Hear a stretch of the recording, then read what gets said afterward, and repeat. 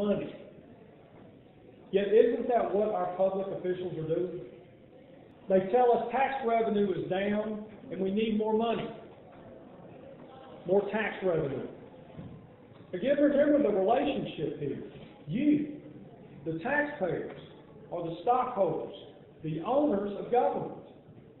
And these people work for you. If you would not go to your boss and ask for more money, then these politicians should not be asking and not trying to raise taxes. Actually, government and some public officials need to go on a diet, literally and figuratively. Tell them to economize. Simply put, our public officials need to solve the problems and seal the leaks without raising taxes. They work for us. We do not work for them. We are the owners. They are the employees. They need to be good stewards of our money. They need to do their jobs just like a single mother. Get it done within the available means, knowing that raising taxes is not an option, but rather grounds for dismissal. Let them take a pay cut. They need to embrace fiscal prudence and stewardship. They need to do their jobs or be replaced with someone who can and will do the job in a fiscally responsible manner. Responsible people like you don't let your kids run free, no more than we should let our public officials go unchecked. We as citizens, as the owners of government, need to and must keep our public officials accountable. Tell them to toe the line or get on the unemployment line. Thank you very much for having me. Now I'd like to take your questions.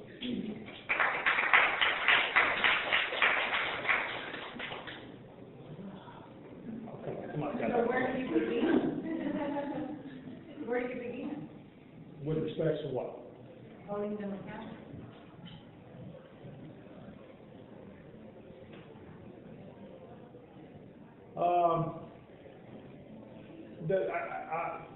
The typical answer is that you call them, you bug them, you pester them. You have to understand, I am not politically, I'm not in the political mindset, if you will. My background is business, and I'm not trying to say that government needs to be run like a business, but the financial component of government needs to be run like a business. I'm not saying that everything that the government does and every service that it provides needs to be weighed based on cost benefit.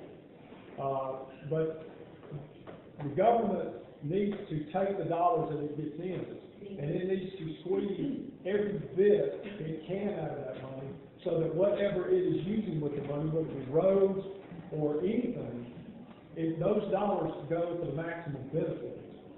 The same applies with nonprofits.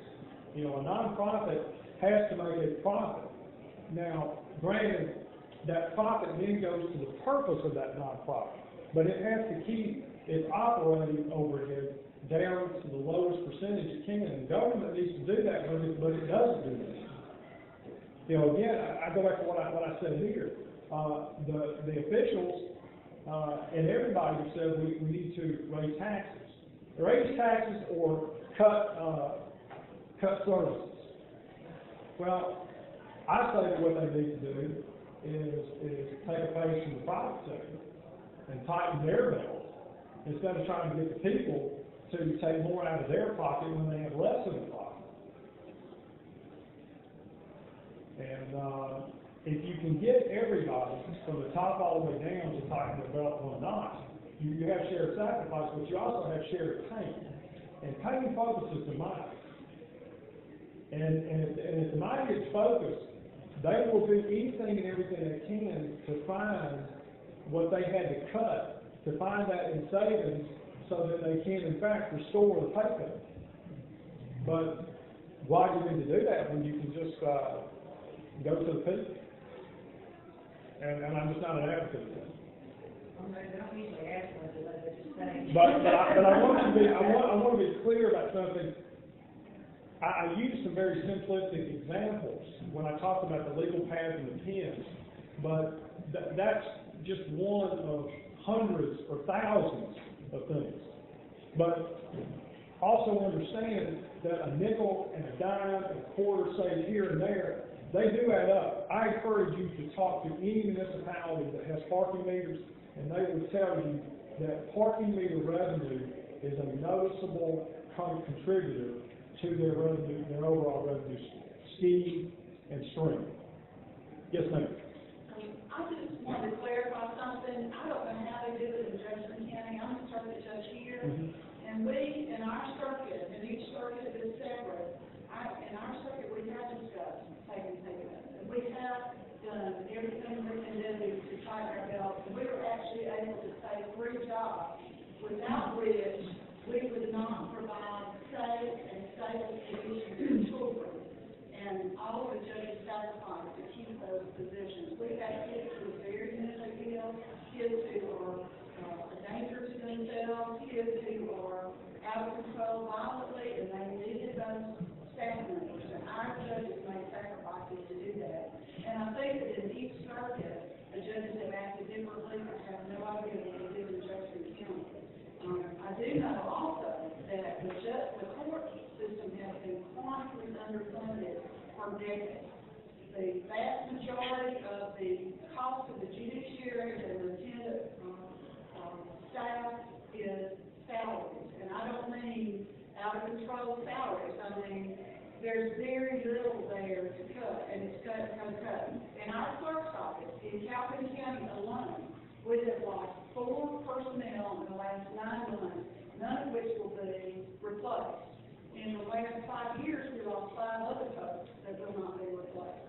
And what our chief said to us was, if the only way you can get the clerks enough time to get their work done is close on Friday to the public and let them catch up on their time because you don't have a staff that's significant enough to do it every day, then you can do that. Our judges said, no, we're not going to do that.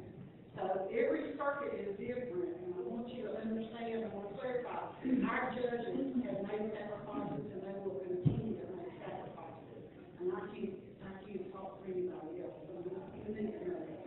So I would encourage you to communicate that. Yeah. Because that's very important to know. Sure, and I'm not arguing with you. You had some great information, and I appreciate you coming so much. Well, You've given us some good ideas, so please don't take this as being argument. I don't. But let me also say, and I mean no disrespect to the justices all the way down to the judges and their staffs, okay? Right. But there are some ways that if everybody were on the same page relative to purchasing, because you judges, no offense, y'all go through a lot of legal pads. And I'm not sure where they come from or what color they are. You know, part of the problem we have at this point, and I'm not trying to point fingers, but our judiciary has tried to work with the state employees, and the state employees who are not judicial system employees refuse to work with us. I agree with you. Shared pain is good. They don't want to share the pain. Right. As long as their child is not the one that is sacrificed, they don't want to sacrifice. And so we have issues. I'm not saying we're perfect because we've done everything right, but I'm just saying that we're having difficulty getting other employees to agree to that shared sacrifice, but they're not being hit yet. Right. Well, you know, one other thing that respects to centralization and restructuring, you have folks have to understand this goes against the grain, it goes against the culture. Because when you have somebody that's calling the shots, when they're deciding on what pens they want to buy, what legal pads they want to buy, if they got to buy a computer printer, maybe they'll get the kind that they have at home. That way they can use the same ink cartridges. Those little bleeders add up. Sure. And but the judiciary is just one area that is penalized by the fact that everybody's not on the same page, and therefore they're not getting the economies of scale. But I will also go and say, again, with no disrespect to the judges or the justices, but we do have some very well-paid justices in the state of Alabama, and